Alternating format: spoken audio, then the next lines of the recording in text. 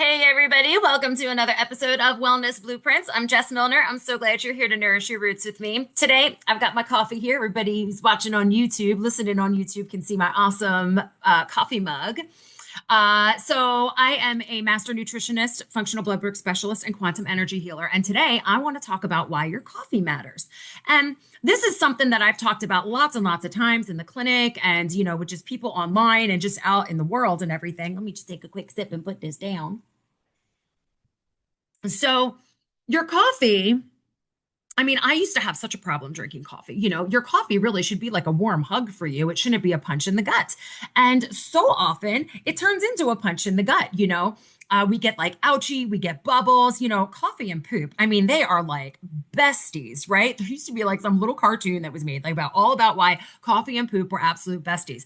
But this is true, right? And often sometimes we get heartburn as well. You can get headaches and things like that. So, most coffees are really high in acid. They're very, very acidic because, coffee is acidic by its very nature. But they also are very vulnerable to mold and mycotoxins, and then your body, your liver, everything just has to work harder to filter all of that stuff out. Because remember, just like with our emotions that pile up and get, an energetic toxicity, if you will, we have physical toxins that pile up inside of us as well. So, there are benefits to choosing coffee that is organic, that is third party tested for mold and mycotoxins, and that is lower in acid. Okay. And, sustainably sourced and all those things, ethically sourced. Those are all the things that we want to pay attention to as well. But let's talk about a little bit about this. Okay. I went through years of my life where, I kind of went back and forth. I could drink coffee sometimes and sometimes I couldn't. Sometimes it would give me a headache. I was noticing that with the espresso from Dunkin' Donuts. But like the other stuff, it was just kind of like here and there. I was noticing different things. And my stomach was always really messed up. And, I had IBS and everything, I've had to go through a lot to fix up my gut. So there was a while where like I wasn't drinking coffee, even though I liked it because I just couldn't figure out how to do it without like having to, squeeze my cheeks and run for the bathroom, right? This happens to a lot of people where they just get really gassy and stuff like that, or the heartburn is just horrible. So let's talk about some of these benefits.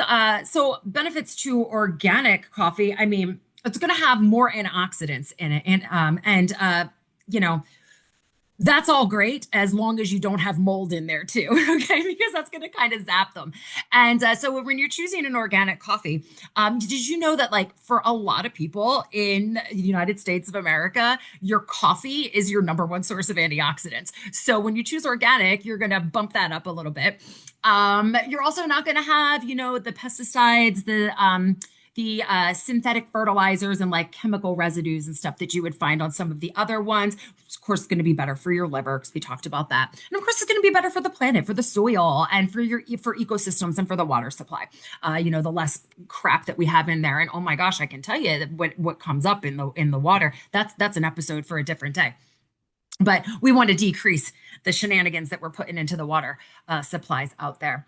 So the low acid. So I mean, we talk about how it's more gentle on the stomach. And that really is like the main thing with the low acid, because so many people are like, oh, like I really get heartburn, I really messes with reflux or, running to the potty. So it's going to be more gentle on your stomach when it is lower in acid. It's also going to be more gentle on your teeth. So, there is that whole like, when you have something acidic, coffee, lemons, different, it will start to eat away at the enamel on your teeth.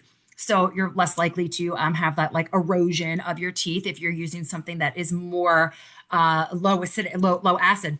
Here's my favorite though about the low acid. Because because it is lower in acid, it's smoother energy and it's not going to spike your cortisol as harshly as coffee that is not low acid. Okay. So, we talk about how we want to eat something in the morning before we have our coffee, because we don't want it to, we already have a cortisol spike in the morning because that's what helps us get our butts up and get moving. So when we jack that up even more before we're eating, eating something can pull that down. If you are choosing a low acid coffee at home too, then that's going to help to decrease that cortisol spike too. So that's going to be really good if you're in perimenopause. Okay. So that's good news about your coffee there. Okay, so the benefits of having this third-party test for mold and mycotoxins. I mean, these mold spores and stuff like are super common on coffee beans and coffee grounds, just like from the way that they're stored, the way that they're dried, they roast them and it happens.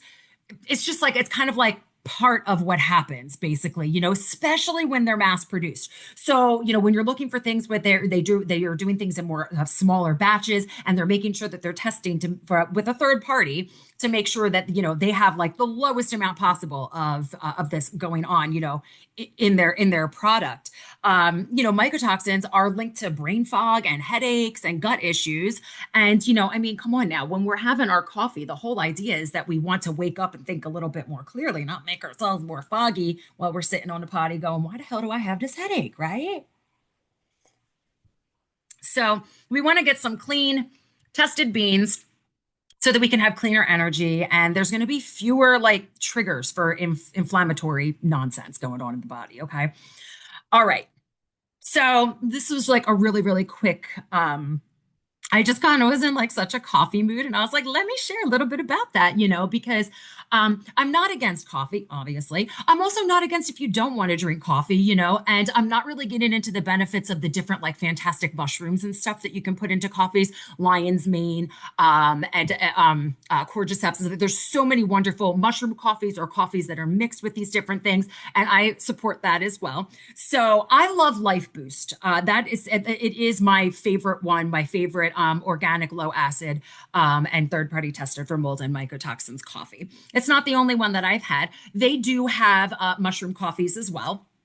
So if that's something that you're into, yes, they've got that as well. But I also wanted to make mention because there are other companies that also make this. I mean, I want to acknowledge, like just because I use Life Boost doesn't mean that you have to too. There are other options.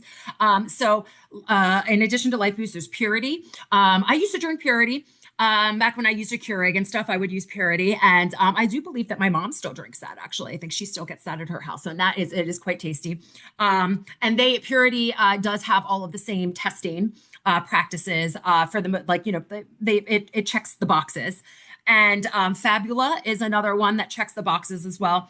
Kion Coffee, Kion, they test for toxins and they're ethically sourced. I don't think that they're organic. I'm not sure about low acid, but that would be a little bit of a better option because everybody, I mean, these are all important, but everybody has like their main things that are like the most important for them. Clean Coffee is organic. It's like called Clean Coffee Company, I think, and they're organic. They are lab tested, and they use single origin beans. So that's pretty cool too. So if you like, so whatever ones you want to use, and I'm not saying that like you can't go out and get your coffee here then everywhere. You probably have like sometimes you have like a great coffee shop that's like local. They roast their own beans and everything. That's wonderful. I like Starbucks. I go there probably maybe twice a month, maybe 3 times a month. I couldn't drink Starbucks every day. My stomach would not like that between the coffee and because the milk, like it's not the same stuff that I would buy at home. So having it once in a while, because I have gone through so much of my protocols, my healing journey over all of the years, I'm able to enjoy something like that now without having any issues. So like when I get my Starbucks, when I'm out, it doesn't like, I mean, it might make me have to pee a lot, but like I have to pee a lot anyway. So, I mean, because I'm always drinking water.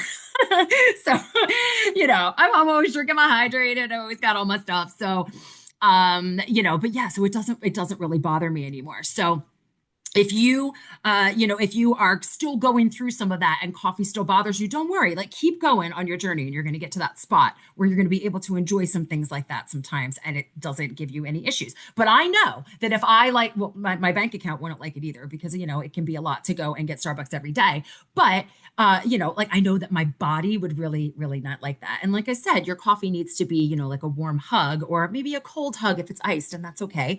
But it shouldn't be punching you right in the gut.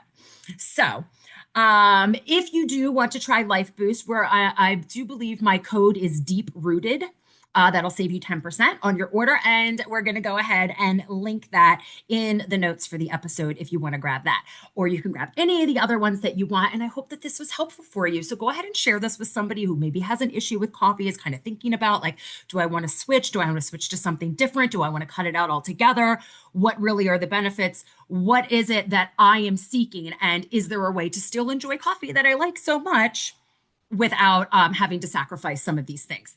So just remember, it should lift your mood, not wreck your stomach. So I hope that you have the most perfect temperature for your coffee, the perfect amount of cream or sugar that you put in there, and that it's in the most perfect mug, and that you have a beautiful, perfect coffee moment every morning or after, whenever it is that you are grabbing your coffee. I hope that you are having an absolutely perfect moment with it. Thanks for stopping by.